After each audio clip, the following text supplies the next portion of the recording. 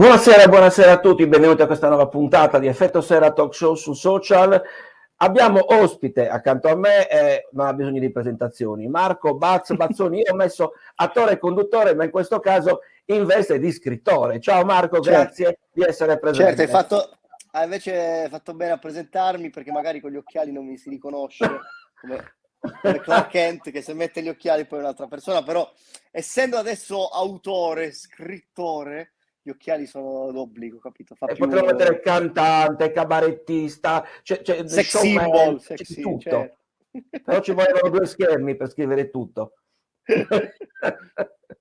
Grazie di essere presente, perché Marco, dovete sapere, ovviamente, a parte che l'appuntamento quotidiano con tutti i pazzi per RDS, insieme a Rossella Brescia e Ciccio Valenti, ricordate tutte le mattine, però è uscito con il suo primo romanzo, dal titolo Con le infradito in discesa, edito da Mondadori. Eccolo, volevo vedere. Yeah. Che già è meraviglioso anche la copertina. Allora, innanzitutto, come ti è saltato in testa di scrivere un romanzo? Perché, insomma, Allora, non sei uno intanto scrittore, ma... non è il mio primo romanzo, ma è il mio secondo romanzo, Ecco, vedi, allora lo faccio io perché ammenda. no, vabbè, l'altro era un romanzo per ragazzi, si chiamava School of Buzz, e parlava appunto dell'amicizia fra un bambino e il personaggio di Buzz, ricordate il robottino. Quindi era più appunto un romanzo per ragazzi. Questo invece è un romanzo, non posso dire per adulti, perché altrimenti avrebbe un taglio ancora diverso, però è un romanzo, diciamo, fatto e finito. Quindi l'idea mi è venuta un po' perché era già un'esperienza che avevo fatto e che mi era piaciuta. E poi perché il signor Mondadori un giorno, purtroppo durante il lockdown, quindi in un periodo in cui stavo facendo ben poco, non potevo fare spettacoli, eccetera, mi scrisse una mail dove mi diceva che sarebbe stato bello che io scrivessi un altro libro. E l'idea mi è piaciuta, allora mi sono messo giù a scrivere questo romanzo.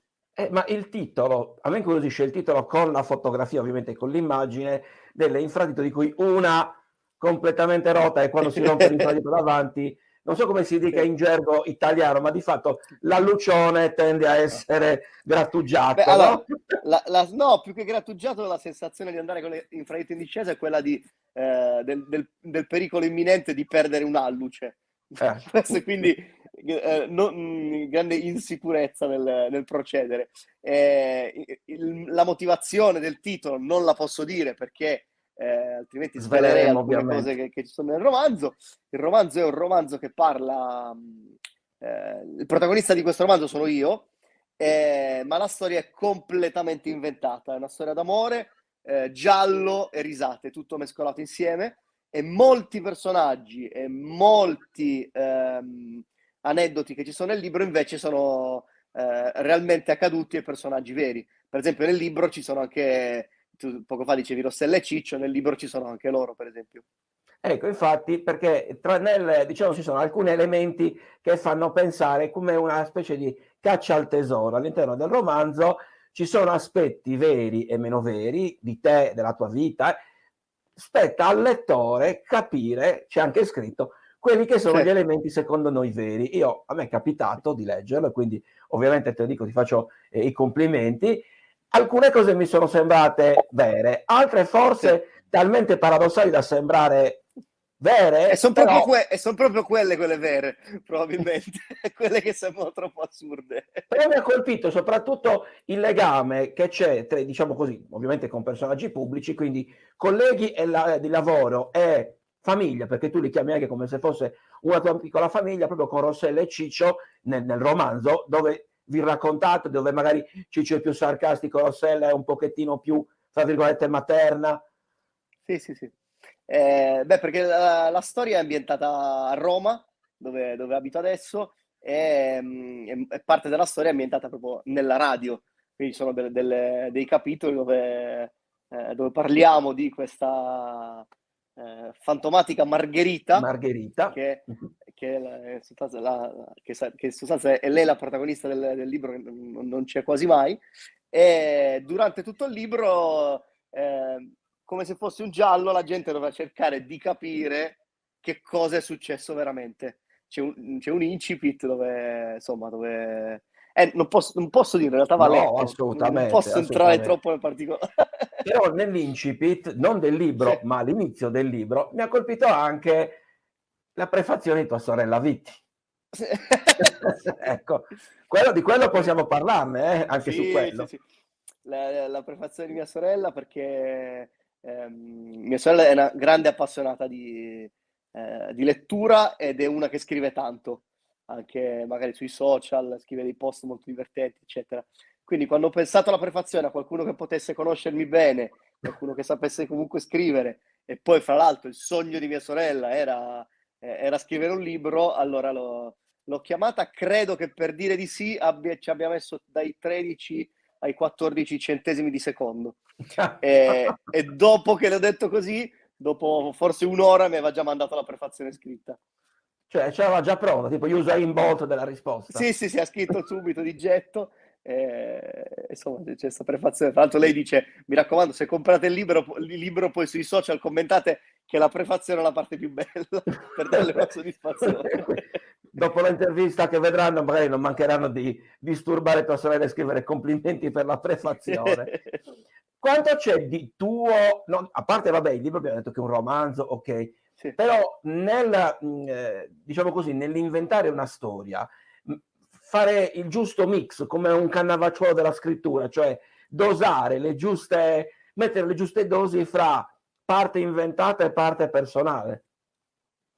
Eh, guarda, alla fine del libro viene fuori un mio ritratto abbastanza fedele, perché avendolo appunto scritto io e avendo utilizzato molti aneddoti che mi riguardano, personaggi che mi circondano, diciamo che si riesce a entrare un po' nel mio mondo, che era quello un po' l'obiettivo iniziale, insomma. E poi fra ogni 3-4 capitoli c'è sempre una parte che dice, guarda, allora, tipo, per esempio se leggi qua, c'è scritto secondo breve intermezzo per saperne di più sul vostro scrittore preferito.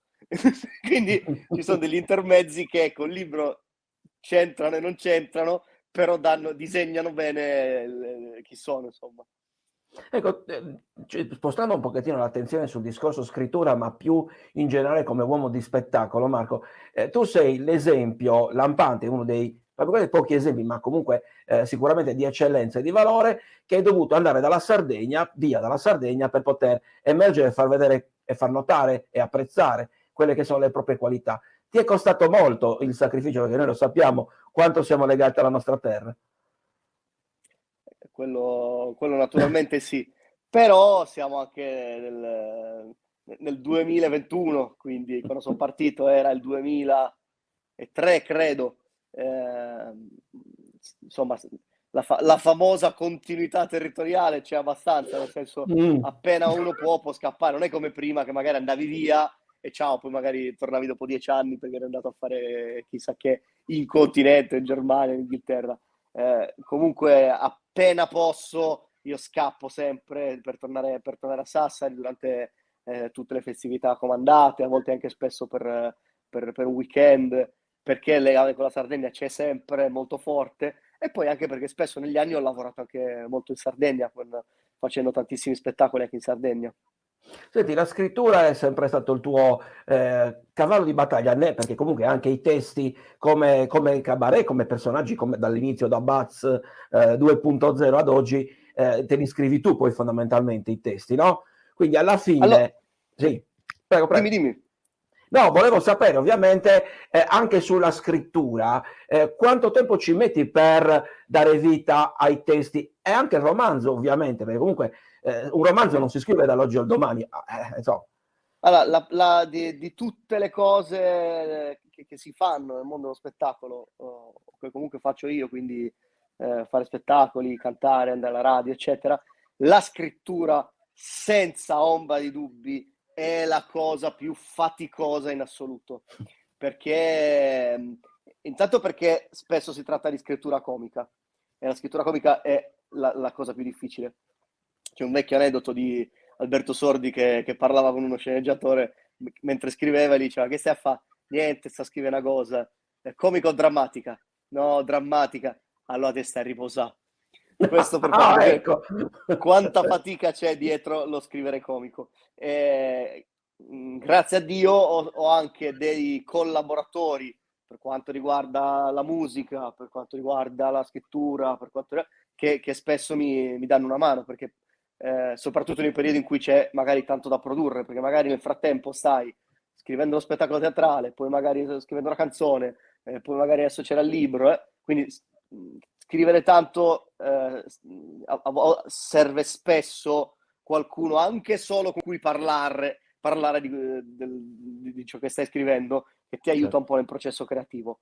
E poi ognuno ha le sue, diciamo, professionalità. Se io scrivo una canzone, non sono non sono laureato al conservatorio, quindi mi rivolgerò sempre a un producer che sa il fatto suo con i suoni, magari a un paroliere che mi aiuta a sistemare le cose. Come per scrivere questo romanzo, l'ho scritto io, ma sono stato affiancato da un mio storico autore che si chiama Matteo Monforte, che durante la stesura del libro magari mi diceva: guarda, questo magari sistemiamolo così, questo mettilo in quest'altra maniera, perché appunto chi è specializzato in qualcosa può Certo, sempre darti una certo. mano, e secondo me è bene sempre ascoltare un po' tutti. Marco, arriviamo da 1 anno e mezzo, potremmo dire quasi 2 anni ormai, tra Covid, emergenze. Ecco, qua proviamo a vedere il bicchiere mezzo pieno, non quello mezzo vuoto. Quanto ti è servito, se lo è stato, se ti è servito, avere il cosiddetto lockdown primo anno, cioè per mettere, diciamo così, in cantiere e mettere in maniera Guarda, purtroppo concreta no. alcuni progetti? Purtroppo no, non mi Nulla. è servito, è stato solo un ostacolo, perché io scrivo e vivo quello che faccio, nel senso, se devo scrivere un pezzo comico, se devo scrivere una canzone, se devo scrivere un libro, ho bisogno di fare esperienze. E che esperienza puoi fare chiuso in casa, senza vedere persone, senza salire sul palcoscenico? E poi la scrittura, appunto, per esempio, per gli spettacoli necessita di prove dal vivo, perché tu puoi scrivere le cose più belle che vuoi, ma se non le provi di fronte a un pubblico non puoi sapere se faranno veramente ridere. Quindi è stato solo un grandissimo ostacolo, e spero che sia, insomma, che prima o poi vedremo la luce, insomma. Anche perché poi Ricor il nostro settore, quello dello spettacolo, live soprattutto, è certo. stato completamente dimenticato. Cioè, completamente dimenticato, perché probabilmente chi decide non ha proprio idea che dietro magari a un personaggio che sale sul palco ce ne siano magari altri 100, fra quello che Certo. pulisce il palcoscenico, chi vende i biglietti. Però poi per usufruire del lavoro degli artisti, quello va bene per tutti, no? Vedere i film, ascoltare la musica. Quindi, È brut se no, sono lo so troppo perché poi polemico, alla dimmelo fine che esagero di più. no, ma c'è il cosiddetto indotto, no, perché poi Sì, dicevi giustamente tu, non è solo l'artista che sale sul palco, c'è poi tutta la macchina dietro, da gli inservienti, chi pulisce il palco, i certo, fonici, ma anche chi gestisce i social, piuttosto che l'addetto stampa, cioè c'è tutta una macchina organizzativa. Si dice che di certo. cultura non si vive, però è che è vero che un popolo senza cultura Eh, non è che sia destinato a vivere molto Non è bene. così, anche perché poi spesso chi pensa agli artisti pensa che ne so, ai grandi artisti. Quindi se tu pensi Vasco Rossi sta 2 anni senza fare un concerto, credo che sia a posto lui e le altre 4 generazioni. Chi invece semplicemente magari, che ne so, faceva il piano bar e per Sì, sbarcare il lunare doveva fare 4-8 serate al mese, si è trovato con zero, zero completamente, o con delle briciole confronto agli altri settori che hanno ricevuto degli aiuti, insomma. Marco, siamo in chiusura, ricordando, ovviamente è online, quindi per chi volesse acquistarlo online ci sono tutte le piattaforme disponibili con l'infradito in discesa, c'è in tutte le librerie d'Italia, quindi lo ricordiamo ancora una volta.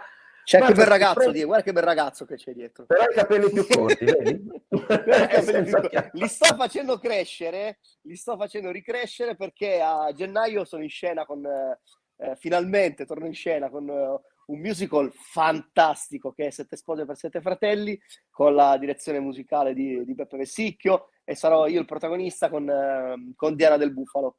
E quindi, interpretando un boscaiolo dei primi del Novecento, devo avere dei capelli consoni, diciamo. Qualcosa Quindi che sto facendo assomiglia a un ricrescere, sì. boscaiolo, giustamente.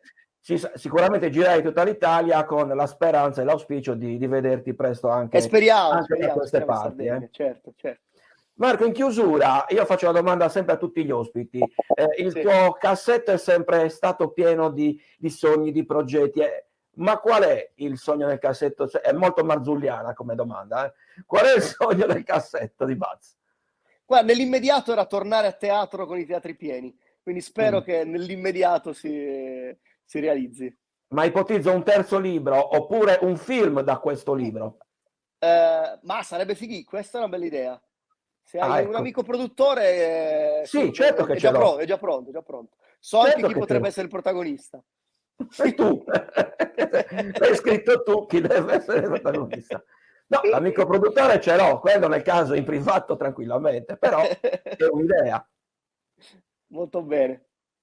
Va bene, allora Marco, quindi stabilendo che il sogno nel cassetto è ritornare in scena e quindi ci ritroveremo, Sì. speriamo No, presto. questo del film sul libro è perfetto come sogno. Va bene, chissà, come dice Mazzullo, i sogni aiutano a vivere meglio, vediamo di farli realizzare. Allora, ricordo ancora una volta, con Infradito in discesa, edito da Mondadori, grazie di cuore a Marco Bazzoni per la sua gradita partecipazione, ovviamente acquistatelo perché merita assolutamente di leggerlo. Per chi volesse ascoltarlo tutti i giorni su RDS, yes. Da che ora? Perché è dalle 7 alle 10. E quindi fa una bella compagnia ai mattinieri. Grazie ancora di essere stato disponibile, grazie a tutti voi che ci avete seguito, vi chiedo di cliccare mi piace, di condividere questa intervista, ci vediamo il prossimo appuntamento, Effetto Serra, il talk show su social. Ancora grazie, ciao!